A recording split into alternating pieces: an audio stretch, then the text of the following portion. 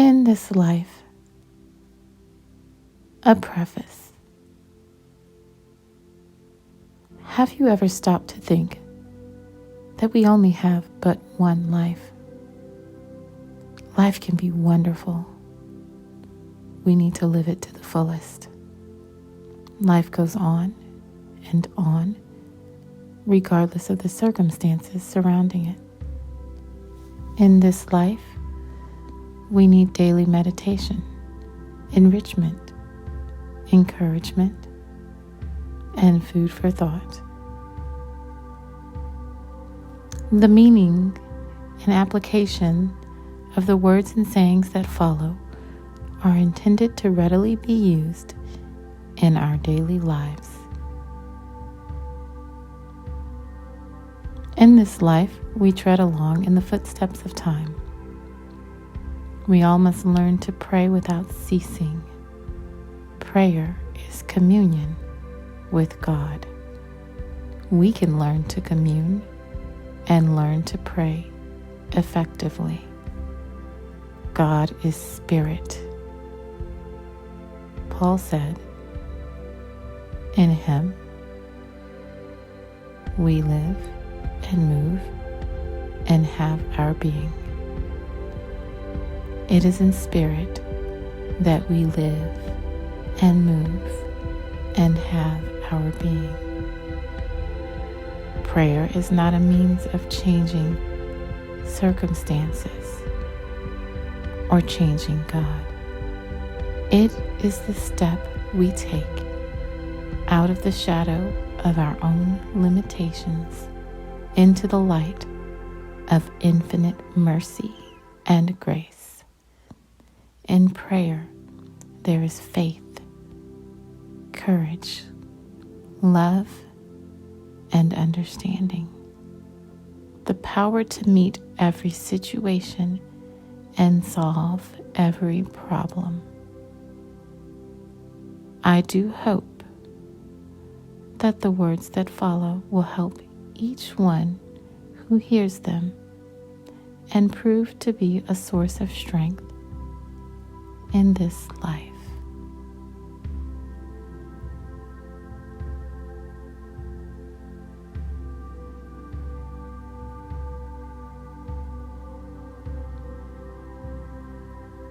In this life reveals many things about the mortal nature of man.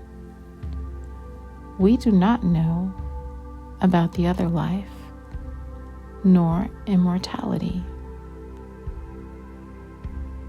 But we know about this life. In this life, we meet with many disappointments, hurts, sorrows, aches, and pains.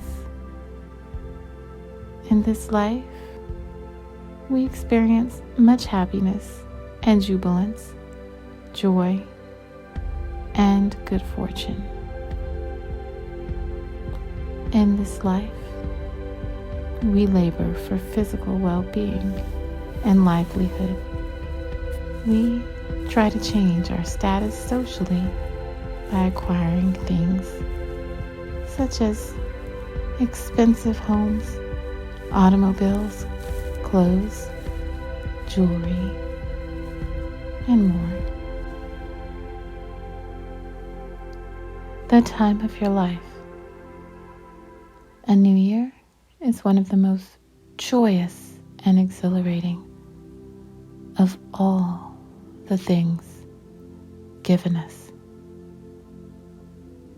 Every turn of the clock brings a new moment, a new hour, a new day, all with possibilities for happiness and achievement. Every rising of the sun presents opportunities to love, share, and grow in the knowledge of spirit and its goodness. Every setting of the sun offers time for reflection, prayer, meditation, rest, and renewal of spirit. What we do with each new year, with its possibilities, opportunities, duties, and blessings, rests almost entirely on what we do with our time. Time is the raw material of everything. When we awaken, we have a 24-hour supply of time to decide what the most important or productive tasks remain.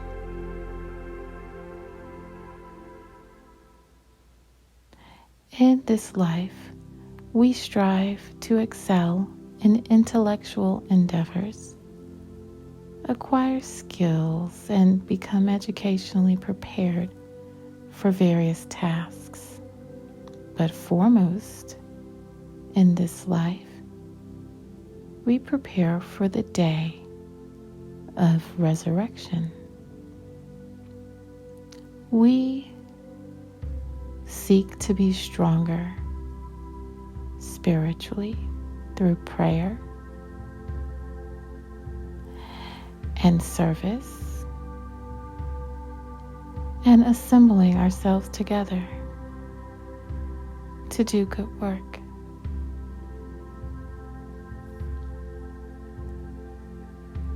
The following poem conveys thoughts for devotional guidance. In this life, we are happy and sad. Some daily chores make us glad.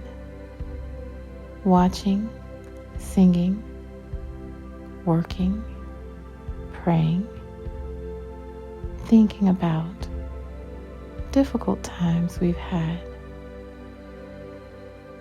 In this life, we meet enemies and friends. Some stand by us to the very end, while others stay a while and fade away. Looking to spirit for brighter days. In this life, we step on board, hoping to find peace, rest, looking to God as our source.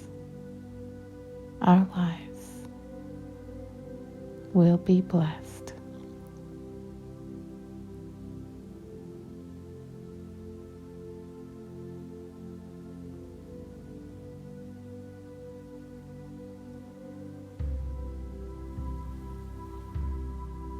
A quote by Charles Kettering. I am interested in the future because I expect to spend the rest of my life in the future. We live in the present, but oftentimes reminisce about the past. We really look forward to the future and all the good things that can be in store for us. We do not know what the future holds for us, but we know who holds the future.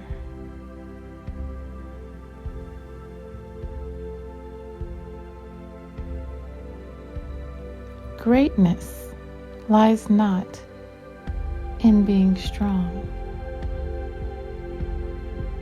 but in the right using of strength. And strength is not used rightly when it serves only to carry a man above his fellows for his own solitary glory. He is the greatest whose strength carries up the most hearts by the attraction of his own. Henry Ward Beecher.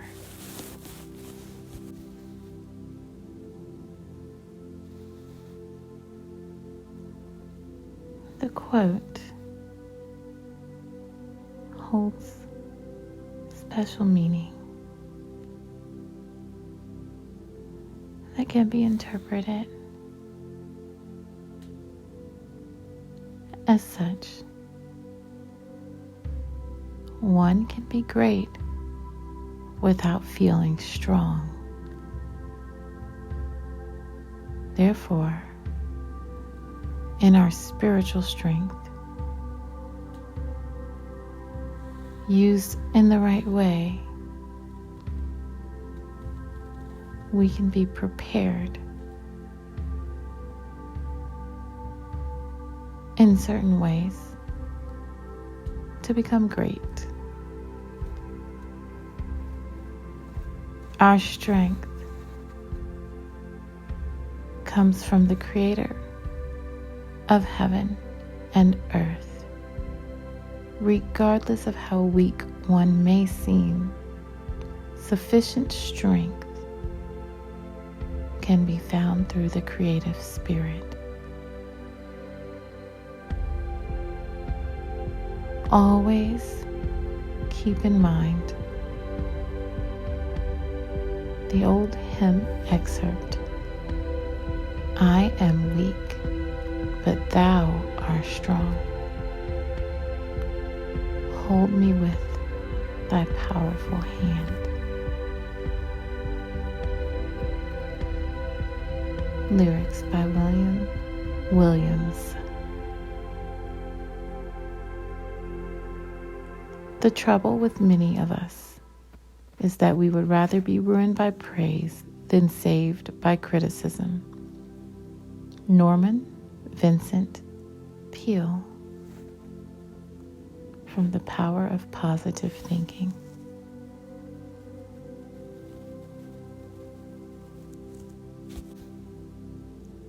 We like praise, whether it is honest or deceitful, but we can be ruined by the wrong kind of praise.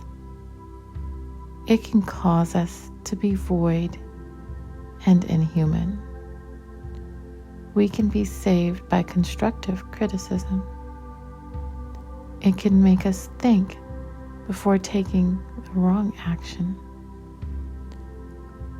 Honest criticism can make us stop and take a second look at ourselves truthfully and candidly. Honest confession is good for the soul. So, if we have someone that thinks enough of us to warn us through criticism, we can probably be saved from embarrassment and disappointment. An egoist is one who is never in doubt, but often in error. Author unknown. A person who is self-absorbed or conceited believes he is never wrong, never doubts, but can often be wrong,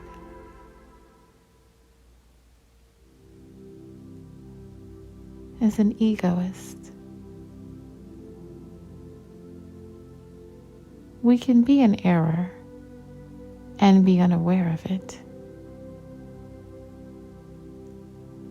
Everyone can be wrong sometimes and can be in doubt about a number of things.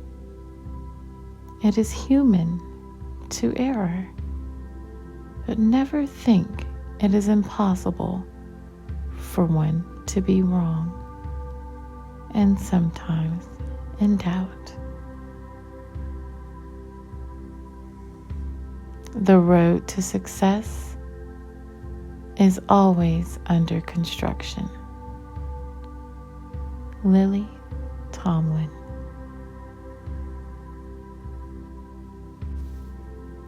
This means that the road to success is always rough and rocky, just like a road that is torn up from construction work. We all strive to work hard in whatever we undertake.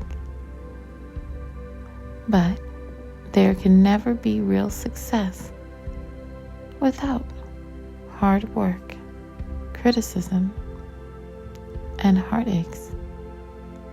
The road we travel to reach success is always under construction, and that it is filled with sands of time, rocks of setbacks, and disappointments. And that is what Lily Tomlin believes. The greatest remedy for anger is delay. Lucius Annaeus Seneca. When an individual has become very angry about any matter or concern, this can be remedied by a delay in confrontation. To delay talking about a situation that caused one to become very angry. The person can be appeased and have time to think it over. Yes, the greatest remedy for anger is to delay discussions as long as possible. The hardest thing to keep to yourself is an opinion. This is true with individuals these days and times. When we think of any happenings or set of circumstances, the first thing that comes to mind is our opinion. Our opinion is a very hard thing to keep to ourselves. So in the end, we speak our opinion openly and sometimes truthfully.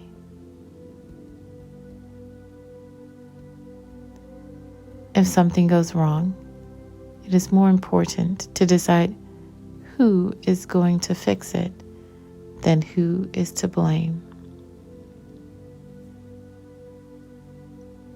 Time spent in arguing about anything that has gone wrong is wasted. It is more important to decide who is going to fix or remedy the situation than who is to blame for it. It is easy to pass the buck and put the blame on someone else, but it is more important to come to the realization that we have a problem and prepare to solve the problem.